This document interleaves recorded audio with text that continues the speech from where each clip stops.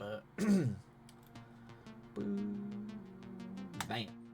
Hello, everybody. What happens when Twilight streams early? What happens? Nobody expects it. No one expects early from me. Like the Spanish Inquisition. Hey, the kids are asleep. Welcome in. Welcome, welcome, welcome. How are you? How has your week been? How are the kids, the family, the writing? How goes all the things? Hopefully well.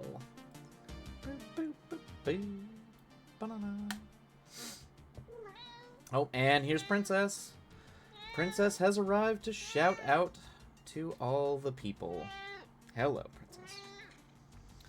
Bum, bum, bum. Yes, I am very early. Earlier than I usually am. Doing great. Awesome. Doing great. I'm immediately reading that like Tony the Tiger. Great. NDA got... Oh, nice. Okay. NDA got announced, so now... okay, so now you can talk about it a little. A thing you wrote got a merch? Like a... got like merchandising or like got picked up? I'm assuming it got picked up. I know you write for... Oh, okay, so you did get merch. Okay, adorable plushie keychain? Hell yes, the kids are asleep. Okay, that is... So is that like a bucket? That would be a bucket list item for me. If any character or anything that I made in a movie gets a merchandising thing, that's like bucket list item. I feel like I've George Lucas. I've pulled a Star Wars successfully. So I hope you are celebrating appropriately for that, because that is that's a huge win. The kids are asleep. Massive. I'm creating the bucket list as it happens. Good, yep. Okay, yeah, that's fair. I don't think I've ever actually written a bucket list down, so I'll be in the same boat with you. I'll be like, that is now added and checked. You can't fail if you just add it and check it off. Like, check it off right when you add it to the bucket list. At that point, you're always... success. There's nothing left to be done at the end of it. It's kind of a nice deal. Oh, man. Some folks do writer bingo, too. Oh, writer bingo? That's a good one. I like that. I like writer bingo. That's a... I feel I'd be too inclined to cheat at that. Like, when you finally win like, writer bingo, I guess. I guess it depends what you put in the little boxes. So you could kind of make that easier or harder. Somehow I feel like you can kind of like cheat at that a little bit. Just make the easier to achieve things in like a line. I mean, I guess literally we are just cheating. That's the whole joke about adding to the bucket list items as you do it. That's true. You're only cheating yourself, but also winning is awesome. That's true. Yeah, that's kind of... that's the gamified part of it.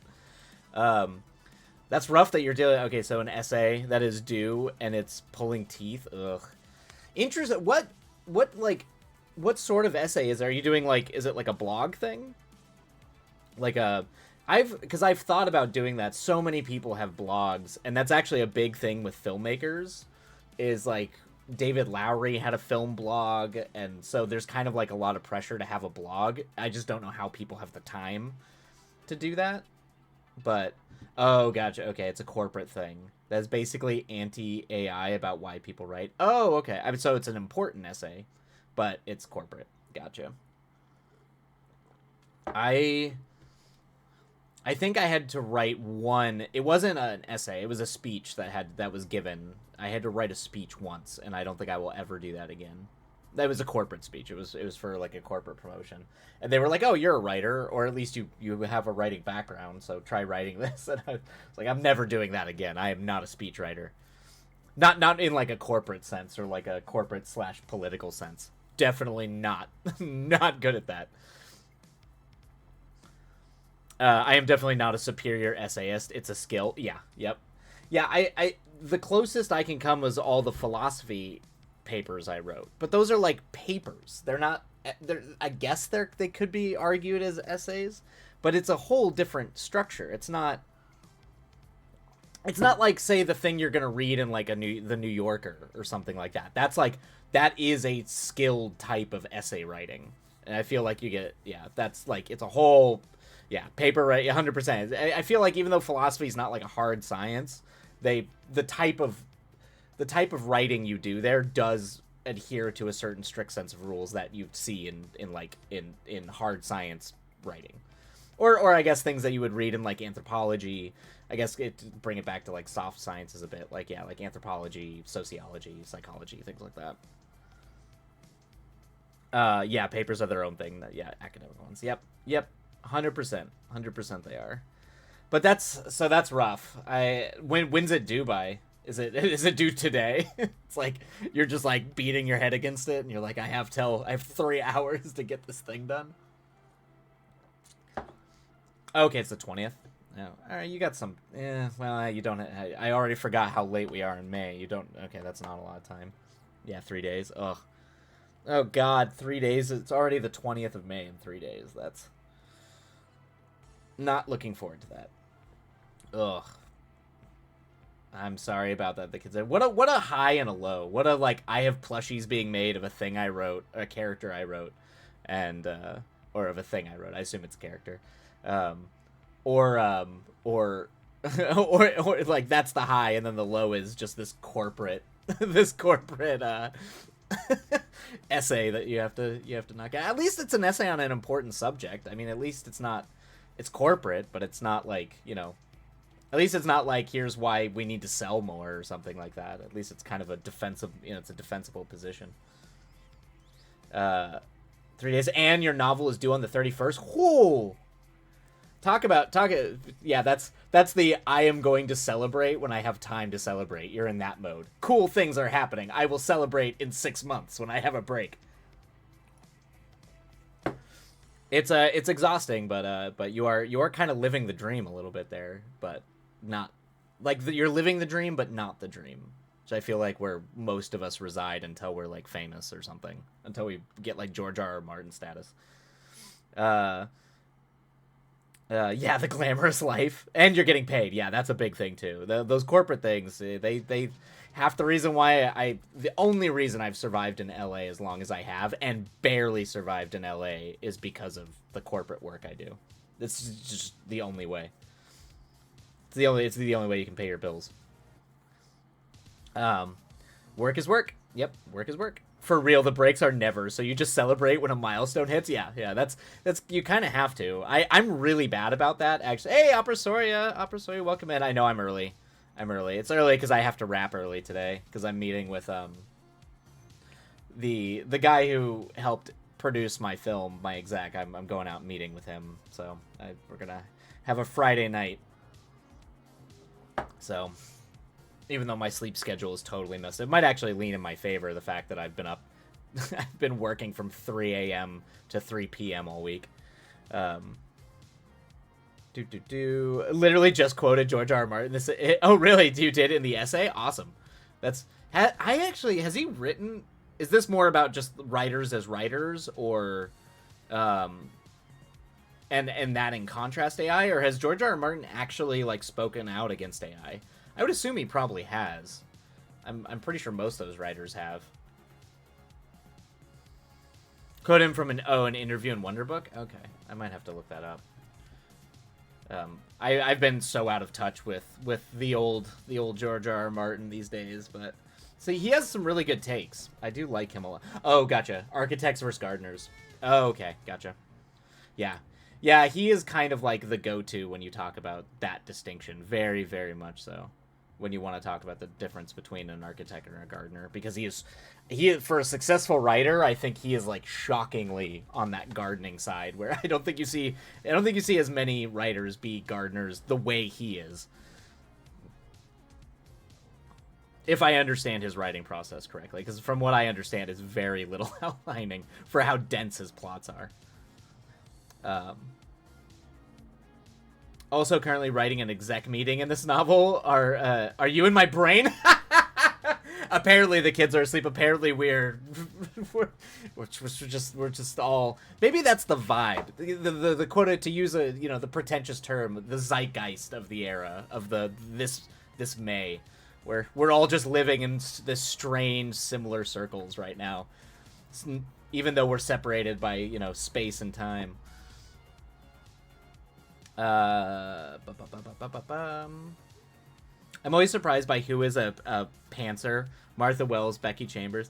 I think there's more than people give credit for. I think there's more than people talk about. I also wonder if that's kind of... I wonder if Neil Gaiman is. I think he might be. I don't know how much outlining he does. I'm pretty sure most of his outlining comes in the rough draft. I think. Because I know... And I'm pretty sure Murakami is as well. Because he's a very, like, stream of consciousness writer. I'm pretty sure he's kind of a pantser, too. Yeah, I think he doesn't outline either, yeah. Yeah, I don't know, yeah. Yeah, I mean, I wasn't initially until... particularly with the screenplays, I just noticed my drafts were better. I think I just needed to figure out the middle point between the two for me, which I think is still very much on the pantser sides, because I'm not very detailed in my outlines. But my first drafts and the scripts tended to have the structure of them seemed to be better and allow for me to not worry about it in my first draft as much, which is why I generally outline the structure now. I noticed my scripts were getting better when I was doing that instead of just kind of making it up as I go the whole time. Because I used to just have an ending. I knew the ending, and I kind of had some scenes, and then I would kind of just make it up to get to the ending. And now it's very much, I usually have the first section of the story of the film figured out, and I pretty clearly have the way it's going to end, and I let the middle part be my signpost that I just kind of go by the seat of my pants. And I've actually noticed that helps me, because I still kind of find that narrative cohesion where you start making connections between lines of dialogue, visual themes, narrative, repetition in narrative and theme. I've noticed I still tend to do better by the seat of my pants with that. So as long as I have the structure there, it lets me opens me up to be able to just kind of fill in those blanks. So it's kind of the way I was able to figure it out. But it took a long time to get there. I originally just wrote, making it up as I go. Pratchett also, I believe, was my first draft is my outline. Yeah. I think that might be why him and Gaiman worked well together with Good Omens, maybe. Reverse outlining from the end, a very valid approach. Yeah, yep. It's funny, I found out later on, after it was way after I played way after I had played Nier Automata, that I found out Yoko Taro is like that.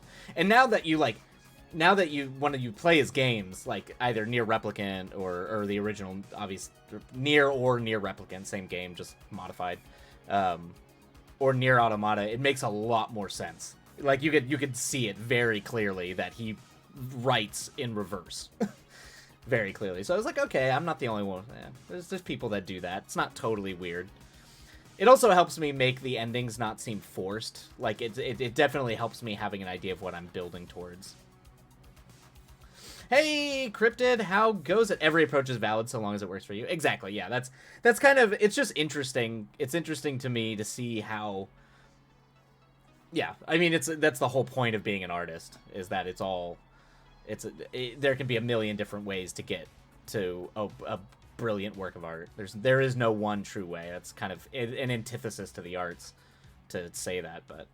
It is interesting to find out kind of what worked for me, because I don't think what worked for me early on works for me now. So it's really interesting seeing how that changes. Or even like what we were talking about, we talked about it a little bit yesterday, about how sometimes even stories themselves can sort of justify a deviation in approach to the way that you approach the material, which is interesting. It's interesting. I don't think that everybody does that, but I've known that, where like if I have a certain type of story, sometimes my entire process for outlining or how I'm going to construct the story changes based on kind of, I guess, what I'm trying to achieve with the narrative. I don't know, it's interesting. Yeah. Or maybe I'm just fickle and I bounce around too much. But I don't know. It's interesting.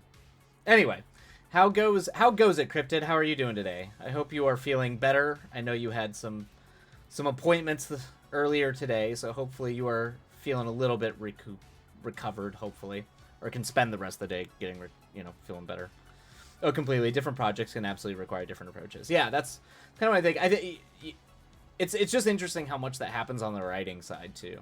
It definitely makes sense on the filming production side. That totally makes sense. Sometimes, like, lots of times prep for 2 movies is never the same. But it's just interesting. It's interesting that even like on the like conceptual writing side, it can be different. With shorts, I do a 1-page outline blocked into X number of boxes for scenes, and that keeps the story content. Oh, gotcha. Oh, so that's how you make it to scale. That's okay. So that's the thing that I constantly struggle. It took me a long time to figure out, and I think that's why I kind of moved away from just going by the seat of my pants and I'm kind of split between it. So I outline certain sections and have a clear idea of certain sections, and the rest of it I just kind of make it up as I go. And I think that the first thing you start to lose track of when you go by the seat of your pants, at least for me, is scope and scale. That is the thing that starts to go, because you can let your imagination wander, and it can take you to some crazy places, and you start to lose that scope. So that's an interesting way to kind of keep it contained and keep the ideas in it contained.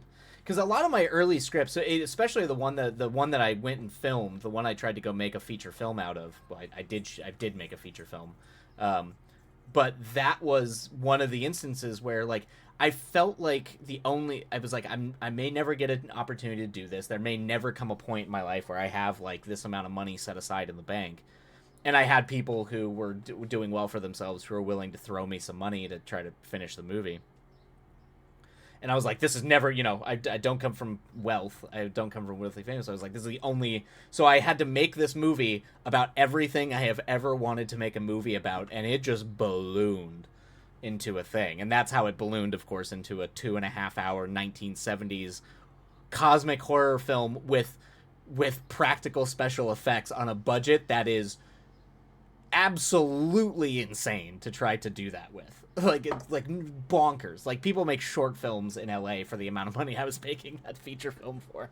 So it's like, yeah, and that was the thing that I wish I had known at the time, was that I had felt more comfortable with scaling everything down into a scope and just focusing on a few core ideas and not treating it like, it was this Icarus project where it was like, this is the only time so I have to make it about everything, But maybe I never would have. Maybe I needed to do that. It's very, very likely I needed to do something and fall on my face doing it in order to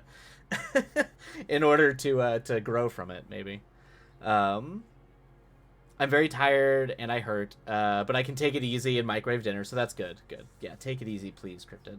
So it's manageable, and I didn't get a migraine, which is a medical marvel. Good. Good. I hope that continues. Let's hope that Cryptid does not have a migraine. Yes, Scope is a bastard. Yep, 100%.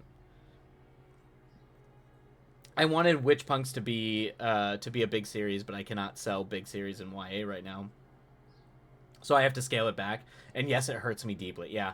I think what I'm trying to do is I'm trying to set those sorts of things aside.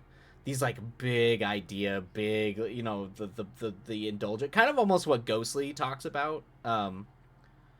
Kind of what Ghostly was talking about with the road book, or the road story that she's writing, being like her like comfort book, like the thing that she goes back to and cover. I've tried to make my big scope projects those, and just be comfortable letting those sit and just coming back to them from time to time, and not really being like, I have to make this, I will die if I don't make this, because particularly nowadays in the way that the film industry is working now, and we're seeing this in real time with Coppola's new movie Megalopolis that is at Cannes right now, and the way that people are talking about it, and that was like a self-finance. The studios weren't even financing that. It's a very hostile environment to that kind of thing. So at this point you kind of like have to distill it down to, okay, I'm gonna make it about this very explicit thing, and keep the scope very, very, very clear. Seems to kind of be what you have to do now. Selling a series is so hard. I thought that was the whole thing. Is didn't they want like franchise potentials for books? Like now they don't want franchises. Like what's the deal with that? The kids are asleep. You probably have a better idea about this.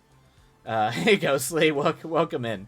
If you really want to do some kind of slow burn, long plot thing, it's really gotcha. It's really, really tough. Interesting. Okay, yep. All right. Okay, so I have some notes. I have some thoughts on that because there's something similar going on in film right now too. I would have gotten it. I would have gotten it during the fast this morning if I would. Gotcha. The meal skip is usually what gets me. I can see that. But I'm through. Hello, princess. I'm through the triggers. As long as I don't nerve pinch, I won't set it off. Okay, gotcha. Good. Well, take it easy, Cryptid. Dude, just chill. Just chill. When we do our sprints, we can all, maybe your progress in sprinting is just chilling and trying to relax if you can. Cryptid, it's it's somewhat that, but also not. The feelings are there in the present, but not the spice. A hit with readers, but convincing agents isn't easy. Gotcha. They want standalone series. Yep, okay, yeah. I'll come back around on that because that's a big thing that's going on in the film industry right now. Ghostly is 3 feet deep in clown makeup. Well done, Ghostly. This I am proud of you. Ghostly is not ready in the least. You're fine, Ghostly. I had to hop on early because we're gonna have to wrap stream early today because I'm meeting with the guy who was one of the executive producers on my movie. We're going out and talking movies and projects this evening, so I need to. I'll have to wrap stream early, so I wanted to get kind of a head start. No, Twilight, because series costs money and they need to. Gotcha. They need to hit the marks on every book to continue it. Jesus. It depends how insane those marks are. Also, books have never been more expensive to physically... Yeah, that's true. That is true. I do know that physical books are really, really pricey right now and probably not going to go down. And when they mean series for YA anyway, they want like 4 books max and largely duology. Yeah, okay. All right. Ghostly, I'm proud of it. All right, everything is fine. Ghostly needs to go wash this off so I look like a menace to society. Be a menace to society, Ghostly. Embrace it. Just be a menace. It's fine. Real big authors can sell series, but debuts at least get a trilogy. At best, get a trilogy, usually 1 or 2 books. Gotcha. I got it. So that's actually, this was a few weeks ago. I was meeting with some of the other writers, and kind of like, I guess one of them got to hear from kind of like, from like studio quarterlies about like what they're looking for. Because right now, no one's buying. Like, it's like no man's land in Hollywood right now. Like, not only is everyone hurting because the strikes just didn't end, the contraction just, no one's producing anything. And right now, no one's buying anything. So a lot of writers are like panicking and freaking out. A lot of people who write on spec are really, really freaking out because they're just not buying anything. And so we were talking, and apparently what they're looking for, this seems to be what the trend is what they want. And this is insane. This is an insane thing that they want. Is they want something that is low budget, that is like sub $10 million. So in terms of scope and scale of a film, sub $10 million, but can scale budget wise, has the potential to scale to 100, like essentially like 90 to 120 million dollars. Now, those 2 budgets, those are 2 very different movies. Those like the 2 radically different films. And so but they want that out of a single project, because what they want is they want a low risk script that won't get them fired if they say yes to it. But if it gets everybody in the office excited and the studio really, really likes it, then they can kind of like beef it up, get star talent behind it, and make it like a big, broad project. And that's what they're looking for now, which kind of has every writer out there being like, how in the hell do I write for a budget discrepancy like that? That's literally writing a DIY sci-fi movie. At one scale, it's going to look like, the Shireen Kruth sci-fi movie, Primer. That's like Primer. It's like you can make this movie on a $5,000 budget, or you can like make it look like the Rian Johnson Looper. It's like that. It's just radically different budgety things. Anyway, yeah, sorry. But I feel like it's almost similar to that. It's like they want potential, but not it itself, so that they can hit their metrics and then not get fired for saying yes. Publishing is less and less interesting in cultivating careers and more selling books. Yeah, that's true in Hollywood too. Well, we saw that with the TV writers. The big thing with TV writers is that you just don't get. No one learns no one learns how to be a TV writer anymore because they try to cut you out of the room so fast. So what can happen is you get a deal for 2 books, not 2 in a series, and if the first series hit the numbers, doesn't hit the numbers, you won't get a second. Got it. They demand a new series for your second book deal. Okay, yep. That's gross. That's gross. A friend of mine had a 3-book deal and wrote a trilogy, and they turned around and said, yeah, no, make it a duology and a standalone third thing. That's insane. Like, you just take the narrative, just do a different story than what you're doing. That's insane. Yep, that happens so much. Okay, that's depressing. I very rarely see duologies that hit because so often the first book was planned for a trilogy. Interesting, and then they constrict it down to a duology. So you have to scale it down the second, but the first already exists. So you're just doomed. Yeah, exactly. Like, how do you do that? Yeah, it doesn't work. Ultimately, you want to plan it as a duology for it to work that way. And a duology is an odd structure, too. I feel like a duology requires a very specific structure. I look forward to it.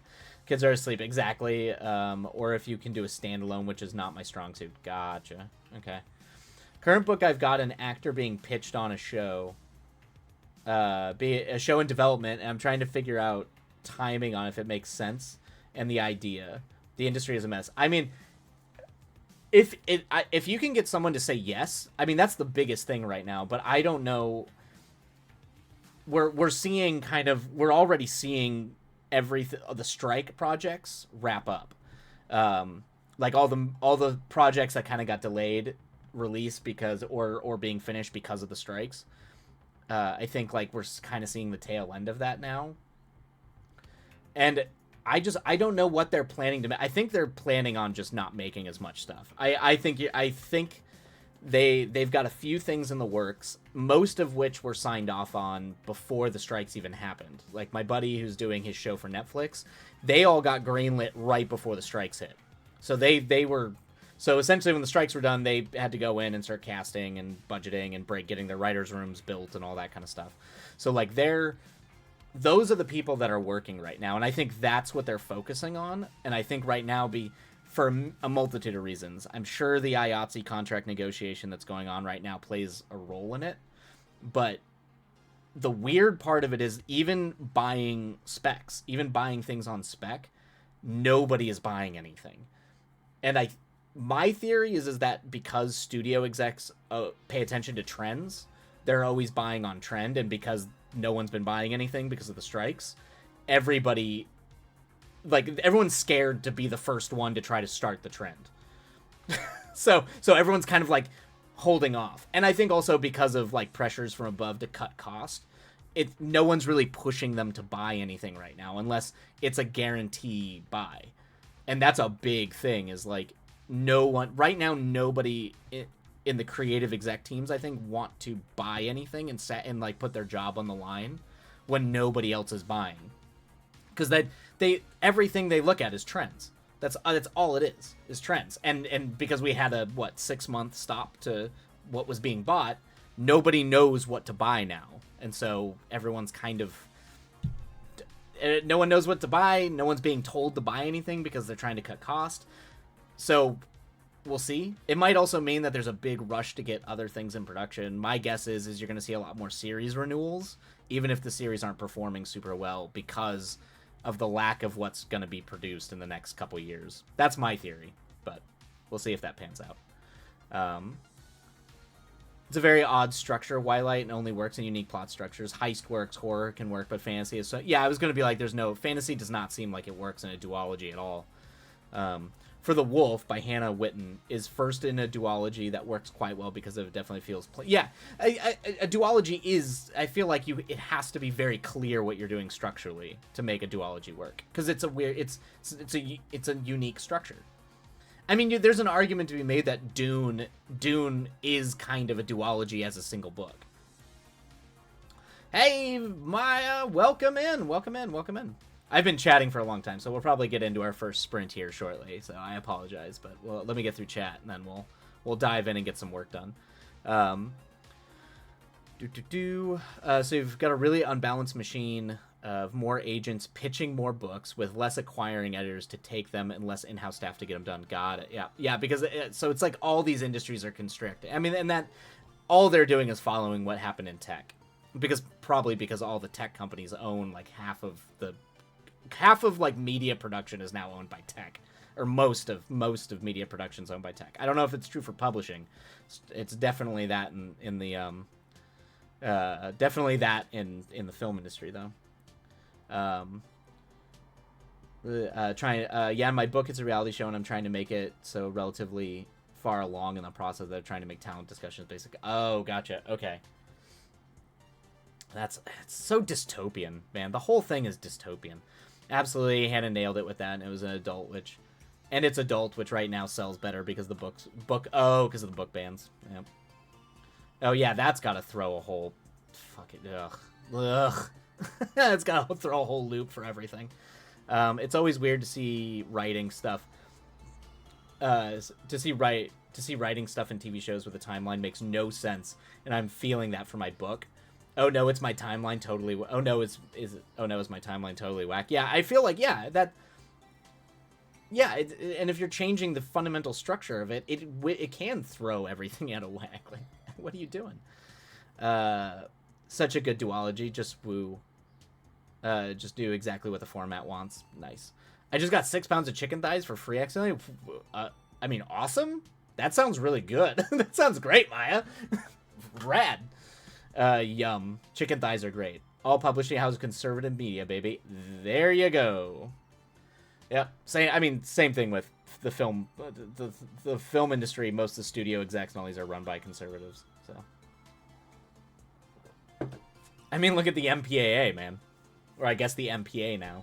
It's literally co-run by the Catholic Church. I think it was Ugly Betty where she like got a book deal and then 3 months later her book was out. Holy crap, really? Holy shit, man, they pushed the book out that fast? Jesus. Ugh, man. Okay. Well, okay, so it seems like... sorry.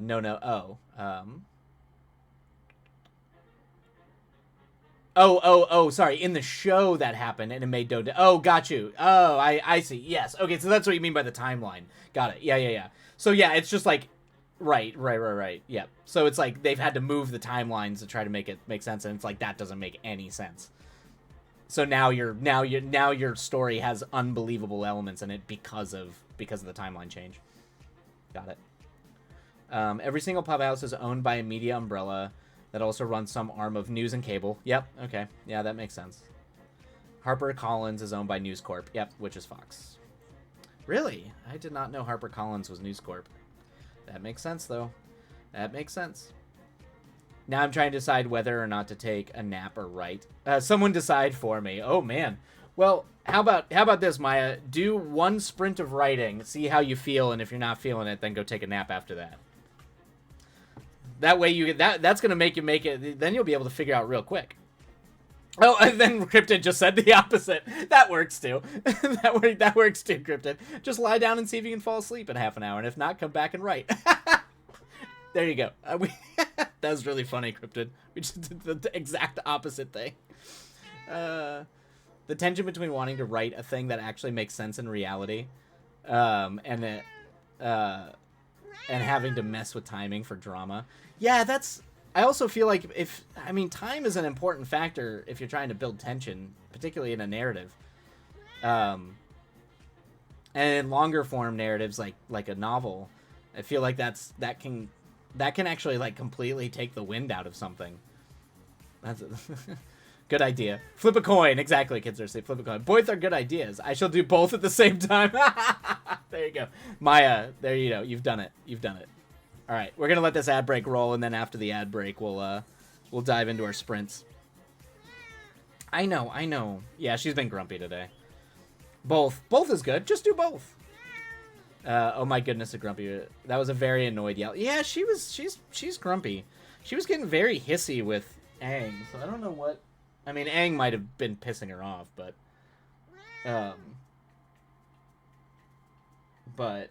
yeah, I don't know. Very upset. She's very upset. I don't know what she's upset about, but she's very upset about something.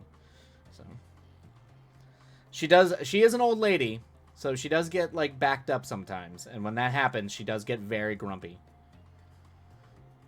So that sometimes that can happen.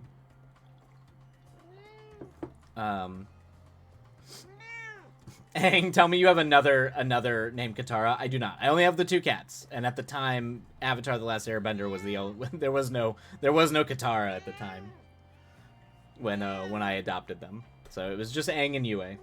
The two furry babies, and then my tortoise Arthur, who hangs out outside and is very grumpy. I had a dream at one point in my life to have a Knights of the Round Table, but tortoises in my backyard. I don't have a backyard, but that was like a dream to just have like 12 tortoises just wandering around and just be like, that one's Arthur, that's Galahad. Lancelot's over there, they're fighting, you know. I will never do that, but it's not a good idea to have that many tortoises. They're very solitary creatures. You can maybe get one more, but all right. Let's go and let the ads wrap up. That's incredible. I love that. Yeah, that was like I got my tortoise when I was in college. My girlfriend at the time got him for me as a gift, and I was like, this is my ultimate plan. When having a backyard or a home was like a feasible thing, or in your brain was a feasible thing. This was 2006, so keep that in mind. Things in a couple of years, I got a nice gut punch about the reality of that ever happening. I want that, but with possums. Oh man, I would love a bunch of possums. Possums are adorable.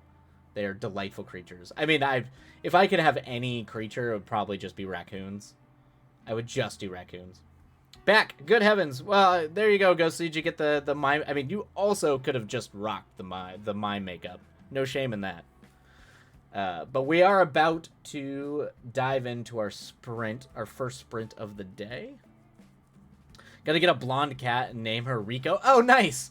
Nice. Get a brown one called Reg and a tan one called Nanachi. That's cute, Maya. I dig that. Do bum. Or wait, the ads. Oh crap. I thought the ads were running. Wait, no, they should be done. Are you done? What are you doing? Alright, well, let me make sure the ads are not gonna... I want to make sure the ads are not gonna run. Or what I can do is I can just mute. I can just run the ads at the top of the stream and everyone can mute. I feel like my Twitch browser just froze. It's just like, does not know how to compute whatever it's doing. So Ghostly is going to a little convention tomorrow, and she was planning on going as the Crow. Oh, no. Okay, so we are in an ad break. Okay. All right. There we go. Okay. All right. Well, I guess we'll start the sprint after that ad break, I guess. So Ghostly is going a little convention tomorrow, and she was planning on going as the Crow because obviously. But she managed to convince her friends to also go as clown folk. Oh, really? So low-key going as... Oh, so you're doing like a whole cosplay for your story. That is brilliant, Ghostly. Like, go as your entire, like everybody's doing, like, your own characters. That's amazing. You should just go as one of your Crow... I mean, I understand it. As someone who would want to go as the Crow all the time to everything. Why?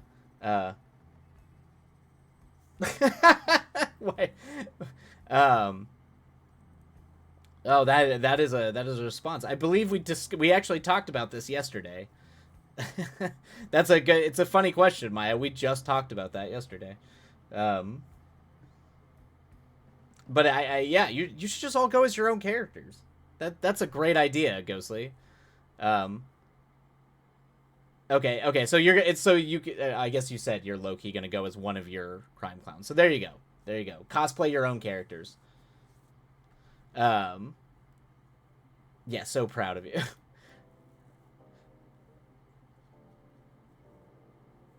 Bum. Oh yes, love that. I'm so proud of you. That is amazing. I love that you're going to. I love that you're going into a convention.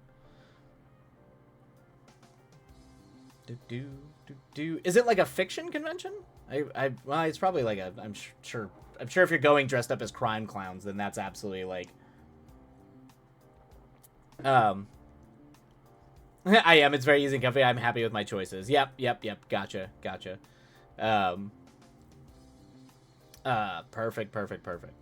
All right. Well, why don't we dive into our sprints? Let me just get the thing so we don't have ads interrupting it. All right. And then we will be on our way.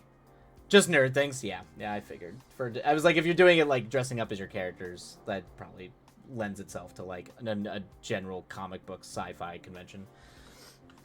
All right. I was like, I always wonder what I miss going to cons.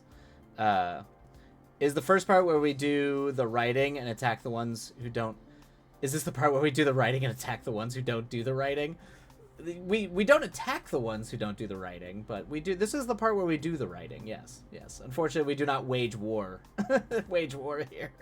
All right, let's go ahead and do happy writing, everybody, and we will see you all on the other side. And away we go.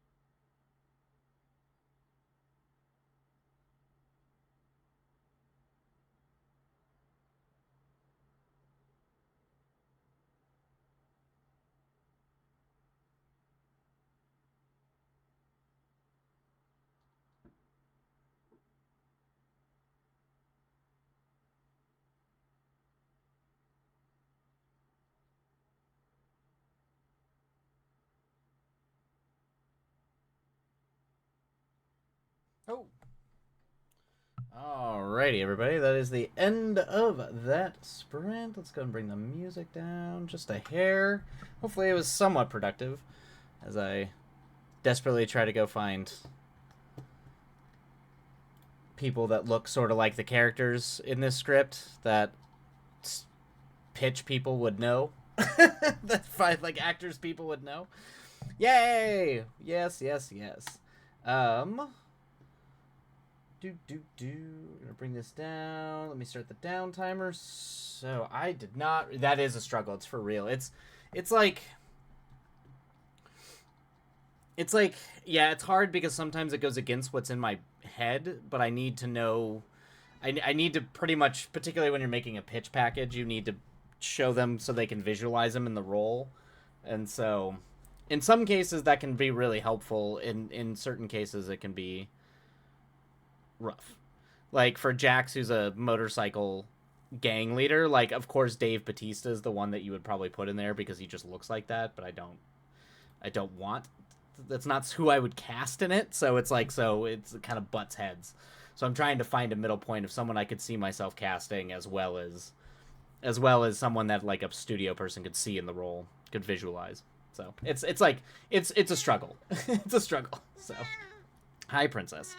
So it revolves in me just like having to like scroll through actors. Like Margaret Qualley is very much the cat character. Just I've seen her play that character in a lot of different things. But it's like I don't know. It's hard. And Bridget, like for sure, like Bridget's kind of who I had in mind when I roll. The only problem was I wanted Ray to probably be, probably be like Japanese or something like that. But in terms of modern non-binary actors out there, Bridget's like a pretty big name that I could see myself casting. So it's like, and Margaret Qualley's like recognizable now, and she's recognizable for the kind of character Cat is. So the two leads kind of make sense. I could probably try to pick a couple more, and then Manzukis is pretty fits, but yeah, the other ones I'm struggling with. It's a hard time. I'm awful at picking actors for characters. Yeah, unfortunately, that's part of the casting. Usually, when you're casting it, it's open and you find who fits the role. But sometimes you need to be able to like really get it in a name's hand to get it made. I'm returned. Ooh, microwavable Indian food sounds delicious. Maya, I'm writing a sermon and fucking bombing, trying to show that the religion in Outsiders isn't just an evil organization that wants to kill off everything, that wants to kill off everything and isn't human or doesn't agree, trying to make it dynamic. Oh yeah, that's Maya. That is cryptid. Oof, good luck. That's tricky. That's like I'm trying to think. Usually when I'm trying to write something like, particularly with like an institutional religion, like getting like sometimes you can try to walk the line of like, it depends how deep you get into it, because there's a fundamental difference between like the religion as it's practiced and as people kind of like use it, and there's a difference between that and like the actual systemic like infrastructure that a religion has, particularly as like a center of power. So you can kind of, that's how you can kind of either or it, like, oh, maybe there's some problematic things, but then there's some other things that aren't, and kind of try to like make it unique and dynamic and not just like one note. Yeah. Like as a college class assignment, or no, I think it's for Maya's story. It's a fake religion. As someone as cynical as myself, it is hard not to take religion, hard to make a religion that is easily comparable, like to Christianity. Right. We are always going to go, because we just grew up in a world that, like, in terms of our cultural language, we talk in a Christian sort of like cultural lingo oftentimes, or broadly. So it's easy to, like, when you make your own religion or make a fantasy religion, to just pull kind of the more tropey elements out of Christianity and use those. Sometimes it can be useful. That's where like that's kind of where, oh, you grew up, yeah, I understand, but I'm still well, what can you do? Um, so like you can either, it depends what you want to do with it. You can separate it. You can look at different types of religions, like religion structures. So like there's like what they consider like you can make your religion, is your religion like like revelation religion? Is it based in revelation? Is it based in sort of enlightenment, immanent traditions versus transcendental traditions? So like is the religion praying to a god that is otherly and outside of reality, or is it more like Shinto Taoist folk tradition where it's more immanent, like it's in nature, it's a part of nature? You can kind of like, if you break it down into those parts to try to construct it, that might help you kind of pull away from that, or make it, you can try to, I what I would do is I would make make the religion, maybe its doctrine, something that you're more inclined to believe personally, but then make it go about that in the worst possible way. And that might be a good way to, like, not necessarily like in terms of God, believing in God or anything like that, but like make it something that you're inherently sympathetic to, and then have it go about that in the worst possible way, and then you can kind of make it dynamic in that way.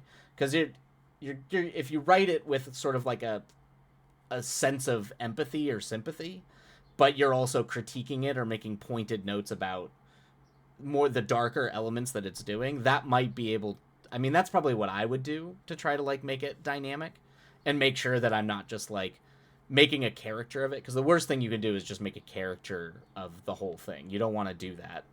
So that would be like my, I don't, that might not help you, but that's probably how I would approach it. But what you're trying to do is not easy. It's not an easy thing. Gonna nom my dinner. Yes, yes. Go get some food and eat and chill, Cryptid. Um, gonna be lurking, so you all behave.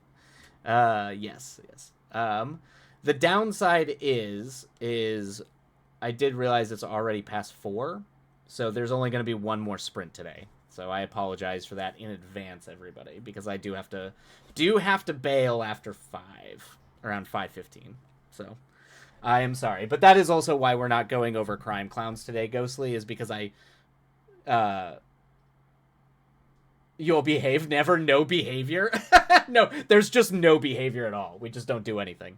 Um, but that's also why we're not doing Crime Clowns today, Ghostly, is because I want to be able to spend the time to go over it in detail as we're breaking it. So I want to wait for a day that it's a full stream day. Things are kind of getting messy. And the schedule next week is going to be a little nuts. Wow, just leaving us alone at the club even though you know we're socially awkward. That's fine. We're all right, everybody. Time to be awkward at the social at the club. That's funny. Go say it's okay. I know you've been busy, a busy bean. Yeah, more than I would like at this point. It's okay. Yes, Ghostly's in charge now, everybody. Don't anger a Ghostly. If you anger a Ghostly, you know. I did learn and having banned somebody, I now know both the pleasure and the power that comes from that. So I've had to have Opera Soria repeatedly warn me not to get too power hungry. So no misbehaving, or I'll just go ban happy. Anyway,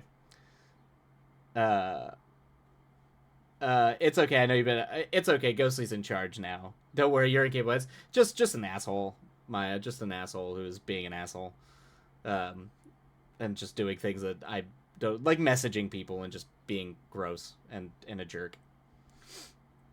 See, I don't need to get mad at people because Wildlight bans people who are mean to Ghostly. That is true. That is true. If you are mean to Ghostly, it might result in a ban. Actually, it probably will. If you're mean to anybody, like, just don't be a dick. Like, don't be a dick. That's all I ask. That's all I ask.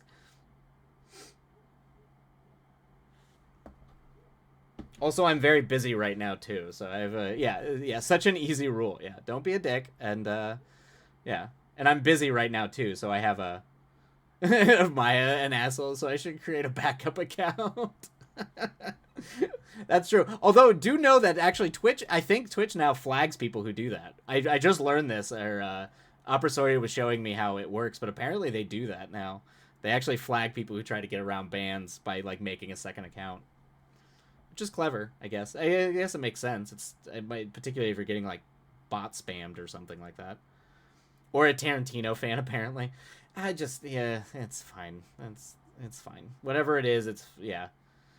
If you're a Tarantino fan, I have no problem with. I mean, I like some of Tarantino's films. Just don't be a, don't. That's a synonym for asshole, Ghostly. It is a type. It's like when you're in high school and there's a type of person that was really into Boondock Saints, particularly if you were growing up in the early 2000s. Maya, I didn't say they were good at it. I did not say they were good at it, but yes, but actually doing something to benefit their community. Stop bullshitting me. I'd see Zeus if I get a goose before that. That's it's a good myth. That's a good mythology pull, Maya. Good job.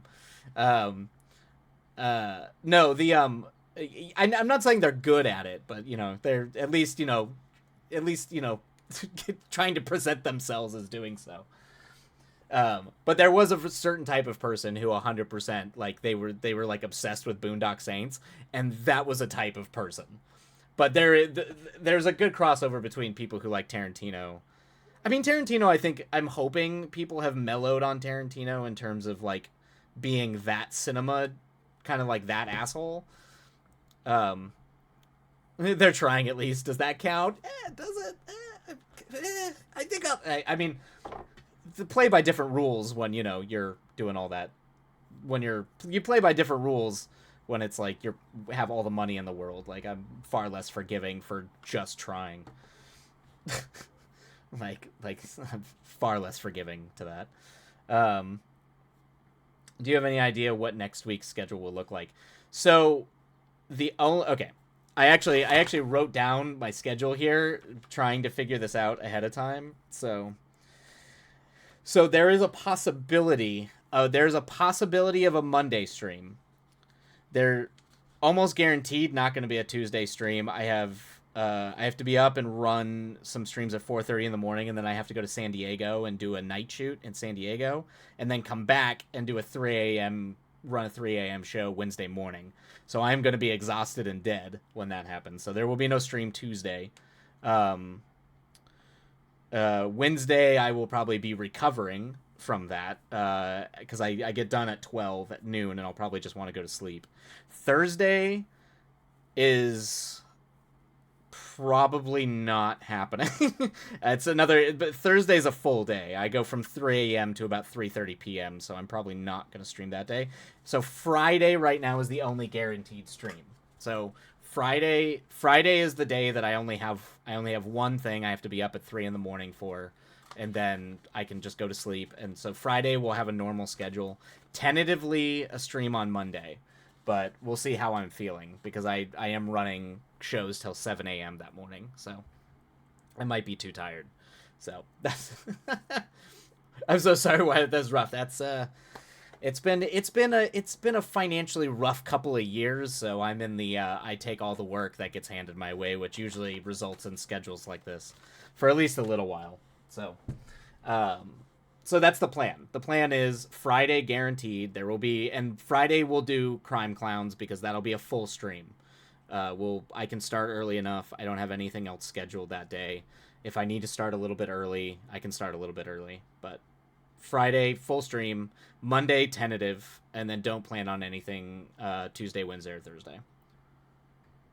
Hey, don't you worry about crime. Patience is a virtue. I know, Ghostly, but you're very excited.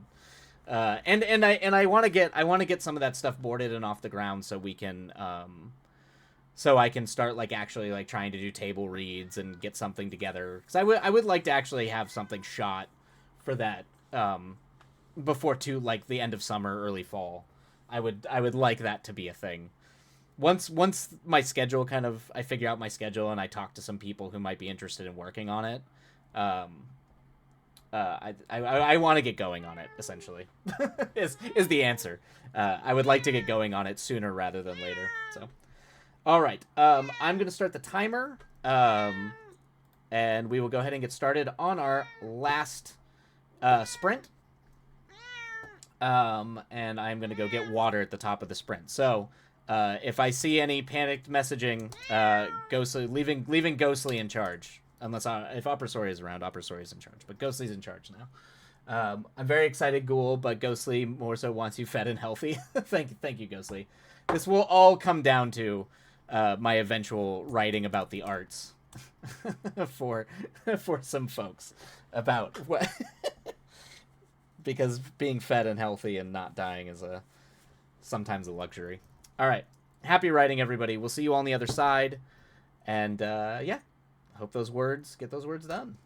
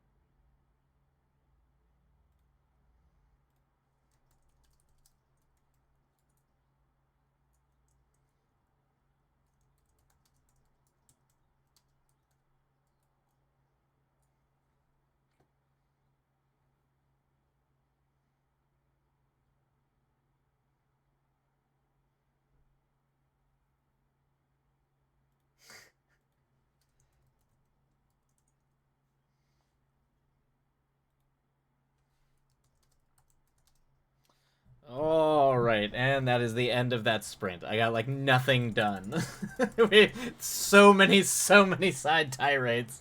Oh boy. All right, that's fine. That's what we're all here for. That's okay. I'm happy with that. All right, let's bring down the music. So many tirades, but no shame in that. No, it was fun. It was fun talking about old tabletop RPGs and all that kind of stuff. But no, yeah, definitely stay safe out there, everybody. Specifically with, we underestimate what viruses can do and pandemics can do, which is insane after we just went through one. But yes, I remember growing up, everybody was really scared about MERS because MERS just killed a large swath of the population. Luckily, it was hard to spread. I think that was back in what, 2000? I think that was like the mid 2000s, early 2000s, but it had a high lethality rate, really high. All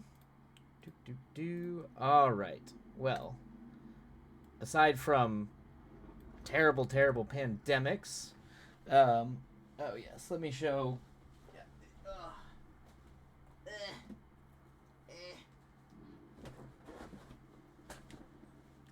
Here you go, Ghostly.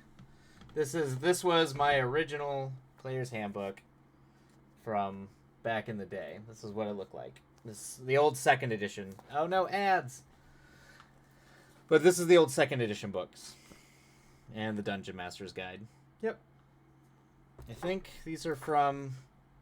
It's funny, you can actually see my little signature marking it my book. Dude, look at that. Look at that. Old maps, too, that I completely forgot were still in there. Yep. Oh, yeah. These were my original books. And then they had...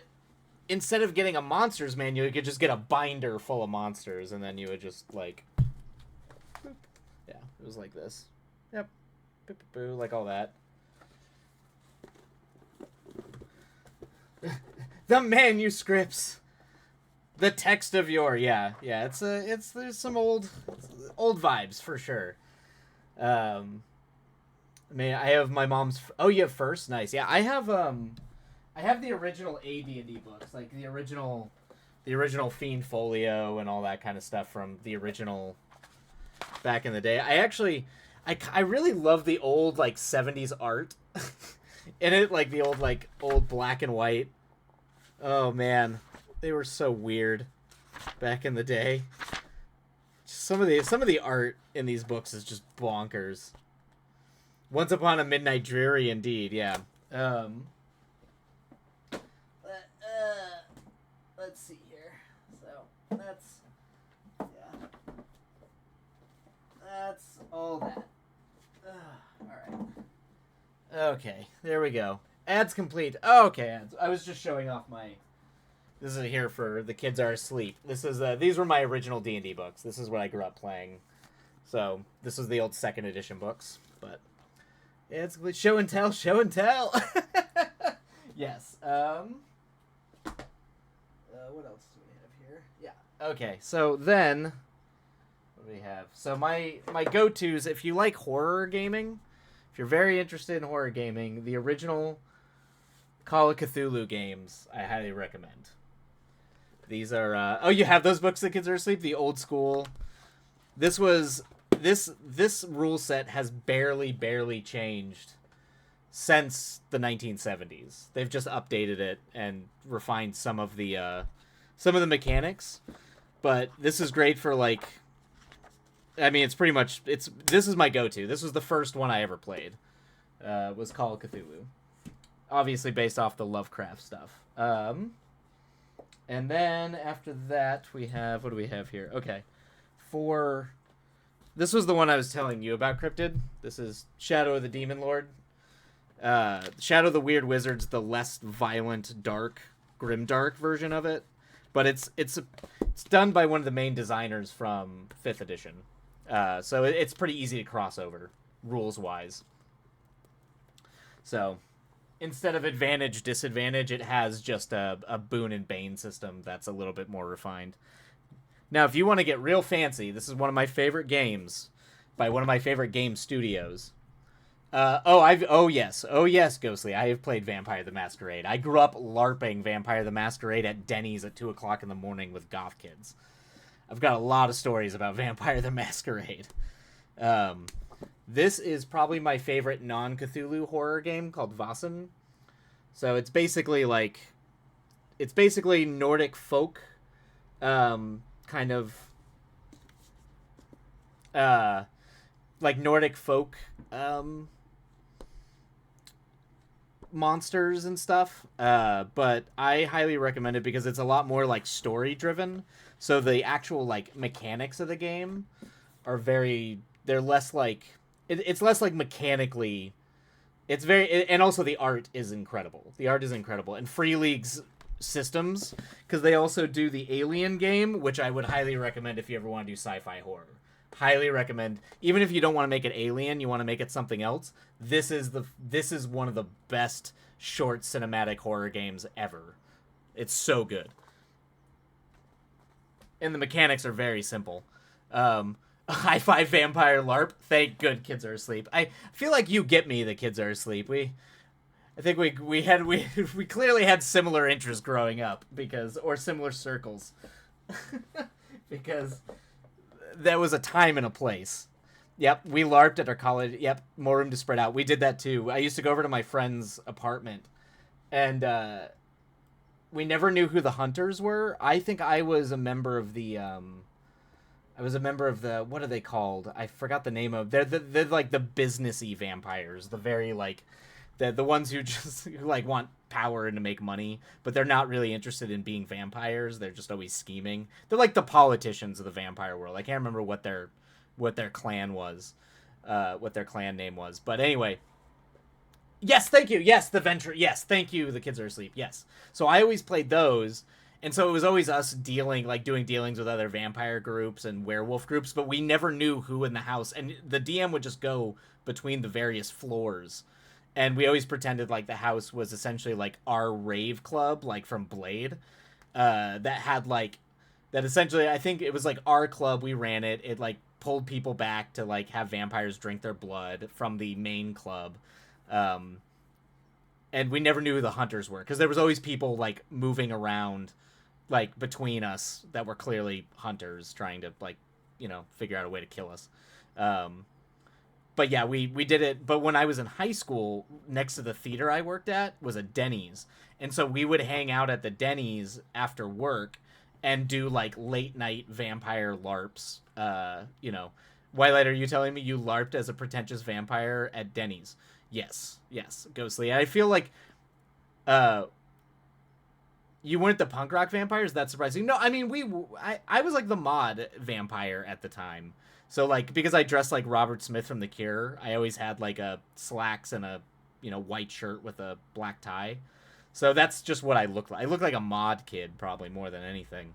When I didn't think you could get more cool. That's hilarious that you're saying that's cool. We are literally being a vampire goth kid at Denny's at 2 o'clock is a literal punchline in a South Park episode. That's like yeah, no, that's funny that you were like cool. Yeah, no, we were super lame. Super lame. When I did yeah, you that would do it. Yeah. So that was I wasn't really the like serrated okay, good. Thank you, Ghostly. I'm glad that was sarcasm. What else is there? What else do this is the one that I was saying. So this is Besom. This is my favorite non-class. Just build your character type with a point-based system, but it's completely customizable. So if you're into customizability, it doesn't have to be anime. It's just an anime-themed game. But I highly recommend Besom. It's a system that's been around a long time, and it blew up when it was the Sailor Moon role-playing game, and then they just made the system a more generic system. But I highly recommend this if you're into like customizing it.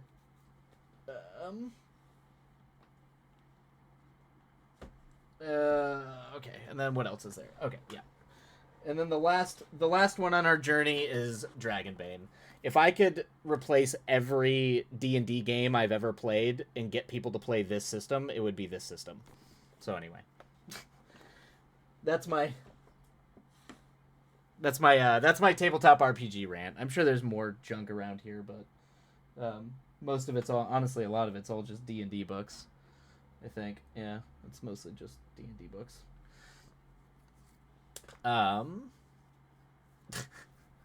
All right, there we go.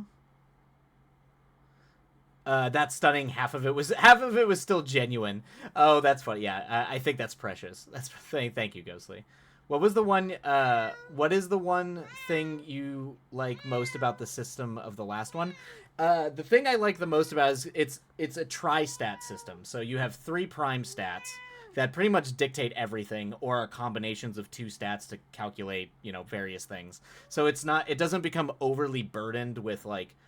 I don't like coming from 2nd edition D&D. I hate adding things to dice. I don't like it. I think it confuses people. People get tripped up, and every time you're at the table, people are like, "It's a 15. Oh no, wait, I forgot to add this thing." It makes me crazy. It just makes me crazy. So, so anything that doesn't revolve multiple additions to anything you roll and you know what you hit. So it's based on that, and you just have flat additions to the dice or how many dice you roll based on what successes and failures are. And then the other thing that I like about it is that it's attribute based. So kind of the way skills used to work in 3rd edition or Pathfinder, it's that, but it's just attributes. So one of your attributes could be you have a mech because you're a mech pilot, and then you can rank your attributes and get better at your attributes, worse at your attributes, and then add and then you build your character based on attributes. So usually a character will have like 5-6 attributes, and it's all attributes. The whole game is your tri-stats, your backgrounds, and then your attributes, and there are no classes. There are templates that you can follow if, say, you want to build like a Sailor Senshi from Sailor Moon, or like Sentai Ranger from Power Rangers, or a mech pilot, a biker, things like that. So there's ways that it gives you examples that you can build off of and customize a character that way, but the foundation of the game is not class based at all. You can and Call of Cthulhu technically isn't as well, but that's more of like a real life game where it's like you have like your job and your education level and skills based on that, but there's no real classes. It doesn't really have a leveling up system like that, and neither does Besom. Besom doesn't level up, nor does Dragon. Actually, most of these games don't have leveling up systems. They have incremental levels based on skills getting better and a few hit point mods, but they're not really like level based systems, which I prefer, but that's just me. Oh man, oh no, the kids are asleep. Okay, Shadowrun, I blame Rifts for everything that went crazy particularly in the 3rd edition era. All the those goddamn crunchy books. I blame. Now there was some good shit. There was some good sci-fi stuff in Rifts. I used to buy those books just to read the settings and some of the like the time travel and some of the science fiction stuff in there. But the mechanics in Rifts is bonkers. I applaud you, and we are absolutely from the same generation of like people getting into tabletop gaming, because there used to be a day when you would walk into a game store and D&D was 3 books on the shelf because nobody played D&D, and half of them was Palladium books, which are like Rifts, and like Rifts was so insane. And I feel like describing it now, and like when you go into a gaming store and all you see is D&D books, imagine 5 times that, and it's all fucking Palladium Rift books. It's insane. Anyway, sorry. You have to include your vampire LARPing in your autobiography. I'm starting to write notes. You are all making me write notes down about. No one wants to read a biography about me except for maybe the 5 people in here, maybe. But I'm starting to actually write down like, oh, I remember that. So maybe I'll get around to an autobiography someday. We must follow young edgy Wilight. There was a lot of edge there. There was a lot of edge in being young and dumb, for sure. From his days on the boat to when he almost burned down a movie theater to where he is now, where I have found myself now. That's wonderful, Wiley. I really dig that. Good. I'm glad. You might just at least. I'm pretty sure you can find quick starts online and just read through them. It's really kind of odd how Wilight's life aligns with mine in a number of ways. Yeah, LARPing, working in a theater, whatnot. Yeah, there's a lot of there's a lot of references that I've noticed that you pick up on or that I get from you that I'm like, yeah, okay, there's some overlaps there, both in terms of time we grew up and circles we clearly rolled in. Definitely. I guess we're all just nerds here being nerdy. Yep. Riffs is too much. I agree. Riffs was way too much. Way too much. Um, a damn fine biography summary. That'll be the plug. Jeez, what a bunch of nerds goes back to doing clown makeup. We're that's what we are. We can all call each other nerds, but we're still the best of nerds. There's a famous story about the first convention that Star Wars fans showed up at, where the Star Trek people were like, look at those nerds. Look at all those nerds. I think it's part of being a nerd to call other nerds nerds. But doing it as a term of endearment and love. All right. Anyway, I need to go, but it has been a blast going down memory lane and getting sidetracked in all these wonderful ways. I love you all. Take care of yourselves. Be kind to yourselves. Have a great weekend. And we will see you all maybe Monday, but definitely Friday next week. It's going to be a light streaming schedule next week. So for that, I apologize. And then we should be back, hopefully pretty quickly, to the 3 days a week that we were having. Take care. Thank you so much. Have a great night.